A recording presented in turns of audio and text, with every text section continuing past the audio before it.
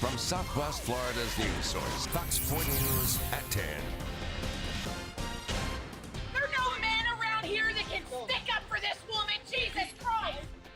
Witnesses outraged as this bizarre takedown happens at Walmart. An alleged shoplifter gets tackled by a store employee. Did he go too far? 4 in Your Corner investigates. But first tonight, a Dunbar High School security guard, who's also an assistant football coach, off the field and under investigation. Good evening, I'm Patrick Nolan. And I'm Amy Wegman. The Lee County School District confirming tonight that Patrick Boston, who is also a security guard at that school, is suspended pending the outcome of an investigation. 4 in Your Corner's Tara Molina joining us live in the studio tonight with more on this story. Tara? Amy, a spokesperson for the district, says the details of the investigation are confidential. School board member Mary Fisher confirms there's an ongoing criminal investigation into Boston. 4 in Your Corner learning tonight that Boston is a convicted felon with a lengthy criminal history in Lee County, dating all the way back to 1994.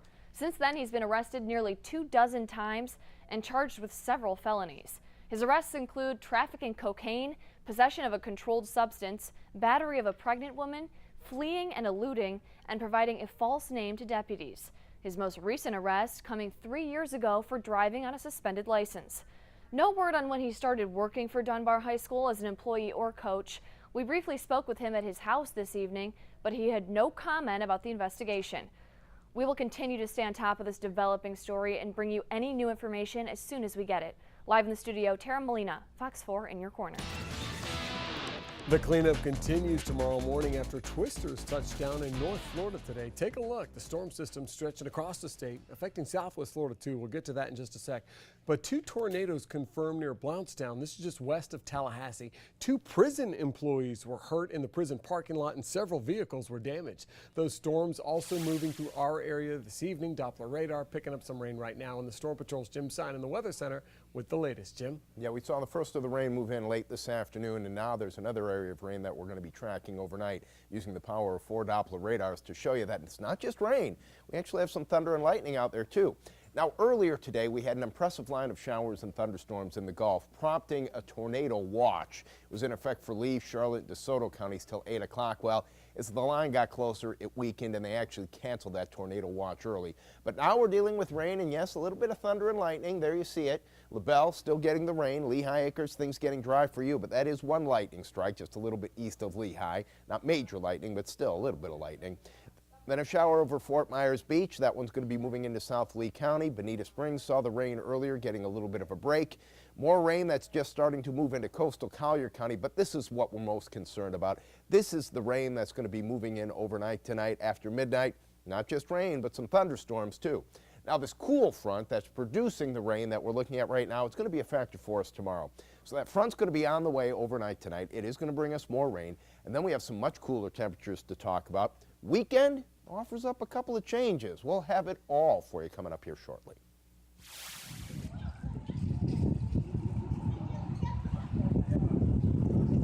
Whatever she did, you call the police. No!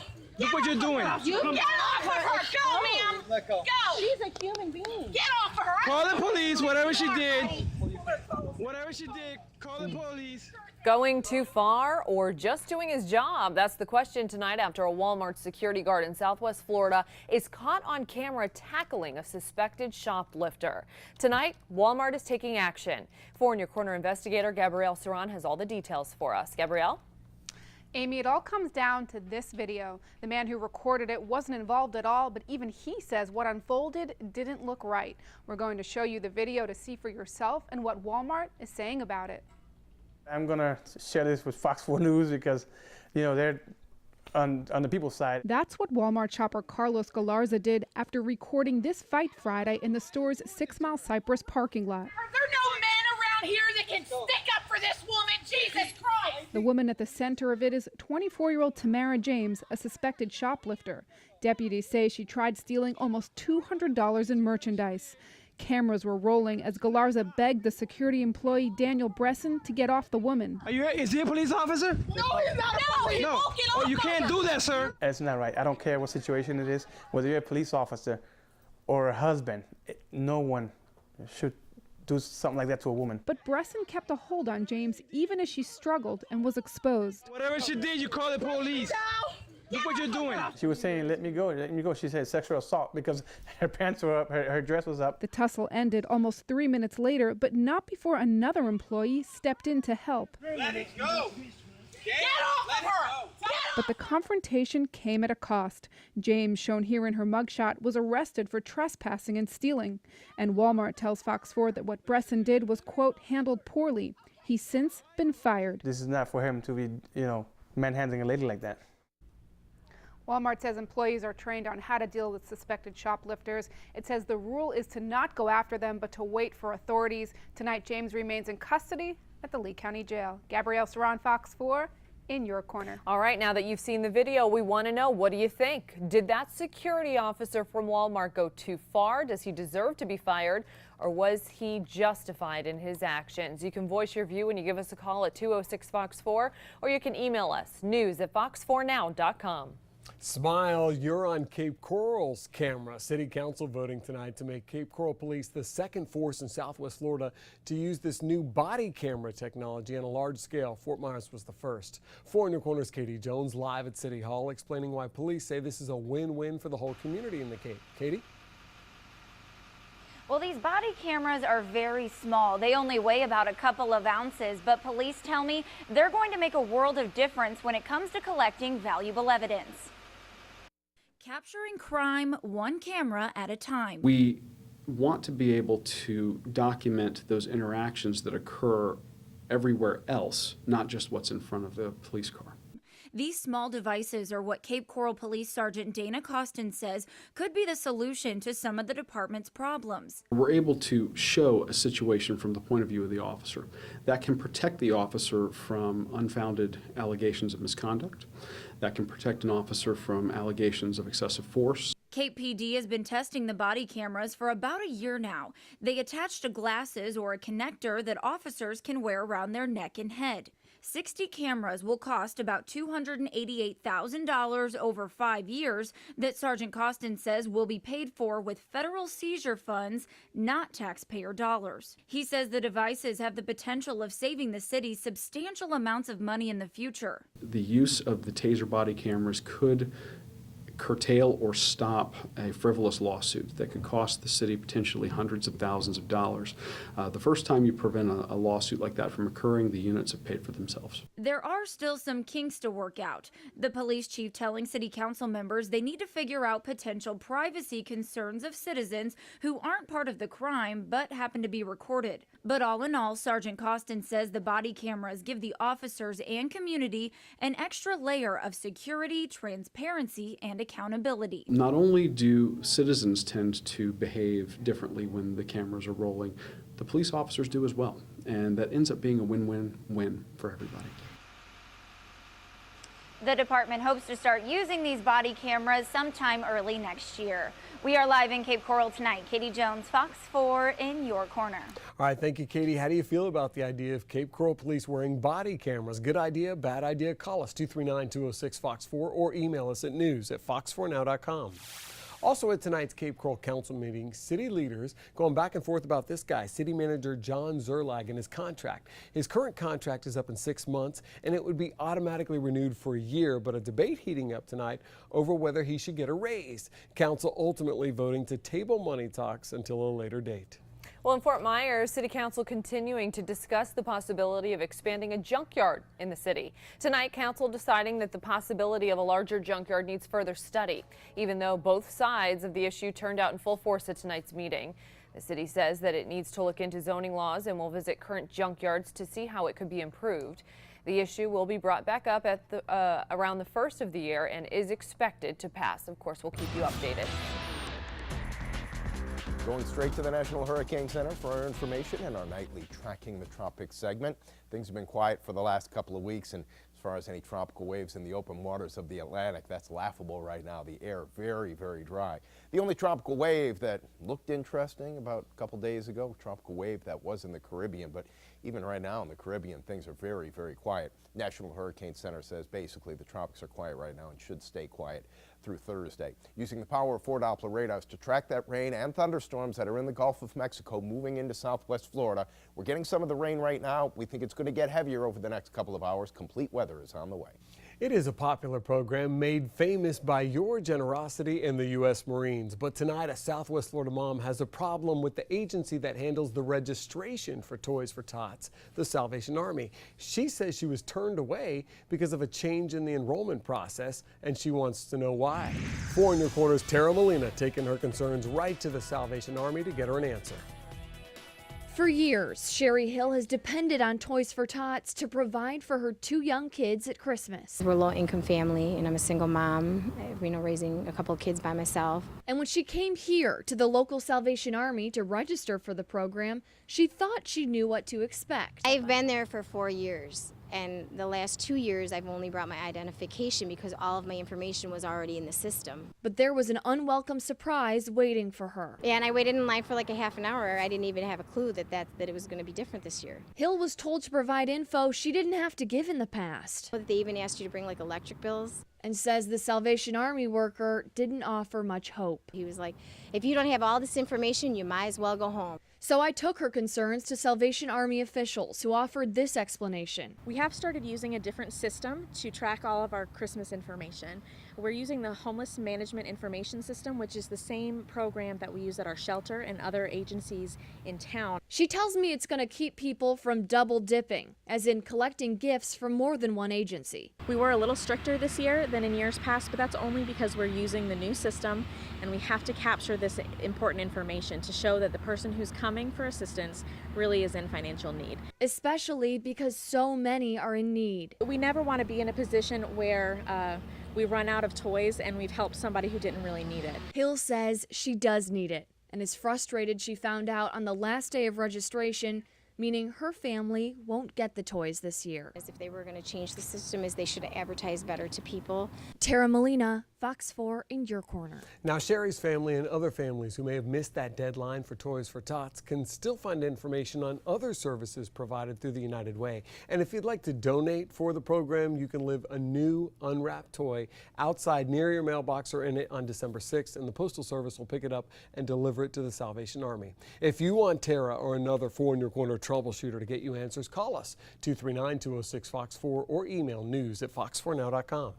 A Fort Myers man charged in connection with the brutal death of a toddler learning his fate in a Lee County courtroom this afternoon. 31-year-old Derek Johnson sentenced to 34 years in prison after prosecutors say he beat to death 2-year-old Brianna Addison back in January of 2013. Last month, Johnson pleaded guilty to aggravated manslaughter and 2 counts of child abuse. According to reports, Brianna was in the care of Johnson when he used a belt to beat her repeatedly. Well, the death of the latest American at the hands of ISIS adding urgency to the war against the Islamist extremist group. Peter Kassig, the former soldier and medical worker, was seen decapitated in a video released by ISIS over the weekend. American military forces continue to go after the militant group, launching targeted airstrikes in Kobani. But some think more needs to be done. Florida Senator Bill Nelson releasing this statement, which reads in part, quote, "The beheading of another American over the weekend further illustrates the savagery of ISIS. I hope Congress is moved to vote on legislation formally authorizing military action." Missouri's governor has declared a state of emergency and activated the National Guard in advance of a grand jury decision on whether a white police officer will be charged in the fatal shooting of a black 18-year-old in the St. Louis suburb of Ferguson. The governor saying the National Guard would assist state and local police as needed in case there's civil unrest when the grand jury's decision is announced. No word on when the grand jury will return with its findings. A surgeon who contracted Ebola while caring for patients in West Africa sadly has died. Dr. Martin Salia passed away early this morning at University of Nebraska Medical Center, where he had been flown Saturday for treatment. Doctors say at the time of his arrival, he was already suffering from advanced symptoms of the disease, and they did everything that they could to try and save him. Salia initially tested negative for Ebola, but a second test came back positive. Nearly 700 Minnesota National Guard members are being sent to West Africa to assist the U.S. military response to the Ebola outbreak. The soldiers are scheduled to leave Minnesota in March for training before traveling to Liberia in April. Army personnel will not be providing direct care to Ebola-stricken patients. The deployment is expected to last about 6 months, and when the soldiers come back to the U.S., they will be monitored for 21 days to make sure that they do not have that virus.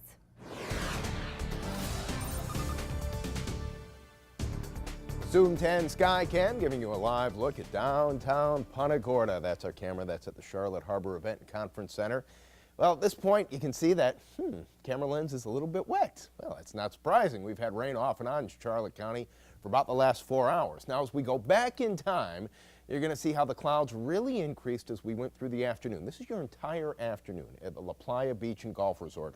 Our Zoom 10 Skycam there showing you the beautiful beaches of Collier County. High clouds moving in advance of the cool front, and then by the late afternoon, those clouds getting a lot thicker. And now, after sunset, those clouds producing rain and even some thunderstorms. And it looks like tonight is going to be off and on, somewhat of a rainy night. Might even be awakened by a little bit of thunder in the distance. 71 degrees our current temperature officially in Fort Myers. Humidity up near 100% because it's raining. Winds from the south-southwest at about 6. Most locations picking up about a tenth to a quarter of an inch of rain. I'm going to show you rainfall totals throughout southwest Florida a little bit later on in the broadcast. But now we're concerned about the rain that's on top of us and the rain that's in the Gulf of Mexico. We're using the power of 4 Doppler radars to show you how the rain has weakened somewhat here over the last couple of hours. We did have a line of pretty active storms that came in right around dinner time. Now we're concerned about that rain in the Gulf that'll be moving in after midnight. Here's the heaviest rain. You see Lehigh, LaBelle. This rain is moving inland, so Clewiston, I think the rain may be getting heavier for you in the next hour. So here's the line coming ashore, and let's just check it right now for any lightning strikes. Yep, you see them right there. 3 lightning strikes. So Sanibel, Fort Myers Beach, McGregor, Iona area getting some of that rain here in the next half hour. Then as we expand the view, you can see that there's a lot more heavy rain out here. However, I will say this, about an hour ago, there was a lot more lightning here. Right now, only picking up on a couple of lightning strikes, so it's not like we're going to get major thunderstorms. We are going to get this rain off and on, and even through tomorrow morning. I think we're going to pick up on some of that rain. Our day part forecast still calling for some decent rain through about the mid-morning. By the afternoon, those showers are going to be tapering, but this is not a graphic error. 61 degrees at 8 a.m., 59 at noon, 59 at 4 o'clock. The cool front is going to be moving through first thing in the morning. So that cool air will be moving in throughout the day, and the temperature just isn't going to rise all that much. Here's the front just to the north of us. We're just to the north of Tampa right now. You can see how skies have cleared out about 200-300 miles north of Tampa, but we're going to hang on to those clouds for a while tomorrow. Here's the cool air rushing into southwest Florida. We'll feel it all day tomorrow. Here are the computer models showing us the rain overnight, tomorrow morning some rain.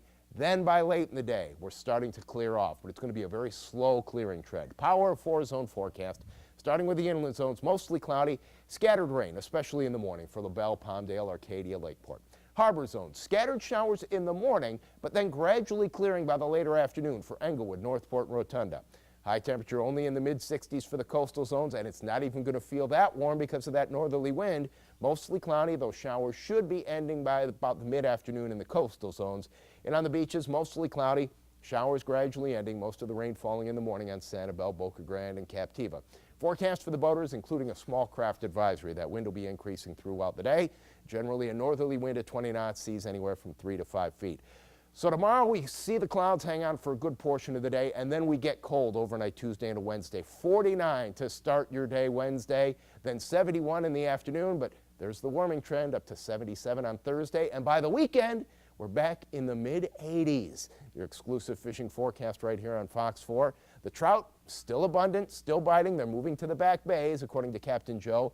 Snook right now very abundant in the river mouths and creeks, and the triple tail action is still very steady and good. Every captain I've been checking in with says the fishing has been very nice over the last couple of weeks. That's your Storm Patrol forecast on Fox 4.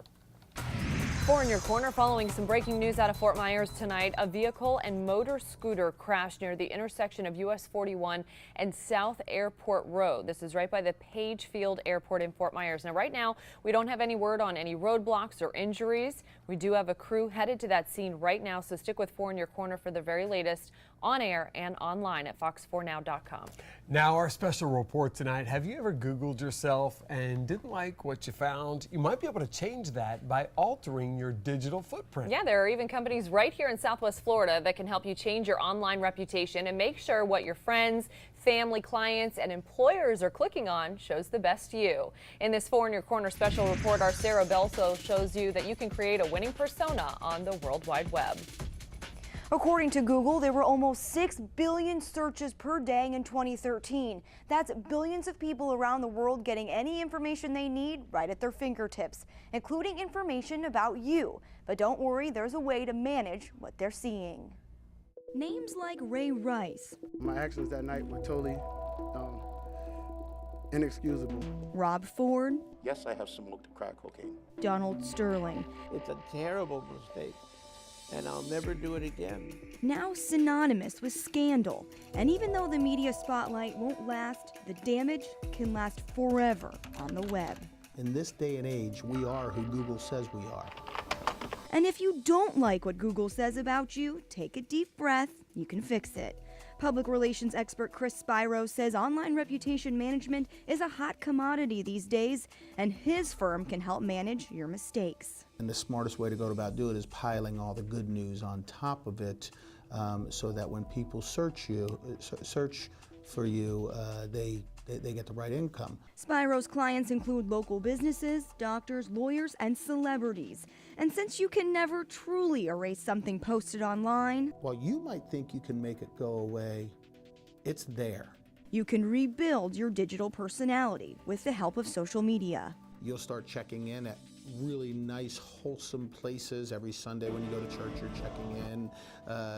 You're eating at the right establishments. You're going to the gym. You're working with small children. But what if what's posted online isn't true? It could be some sort of defamation of character, which could either be libel or slander. But attorney Mike Chinopoulos says the anonymity of the blogosphere makes these types of cases very difficult. So there is no check and balance to hold the speaker or the communicator, the publisher, accountable for the truthfulness or veracity of that statement.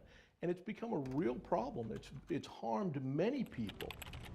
Libel and slander lawsuits are expensive, and even if you do win, it doesn't always mean the post will be taken down. The judge can't order that person to take it off the website unless they own the website. That means things posted on blogs, social media, and online forums are there to stay, not to mention if they're picked up by other outlets. It's put on one blog site, another blog site picks it up, puts it over there, comments on it. But whether what's posted online about you is true or false, Chinopoulos offers this advice. You need to take on the community and address it publicly within the community and show the evidence publicly to the community in which you live.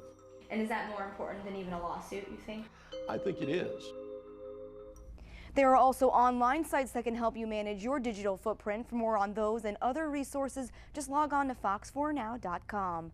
Sarah Belsol, Fox 4 in your corner. Thank you, Sarah. You want to live to be 100? Well, if you're breathing in the air in Collier County, you're already on the right track. The county is on its way to become one of the healthiest places on the planet by becoming a blue zone, joining a very short elite list of places in the whole world where people live the longest without crippling disease.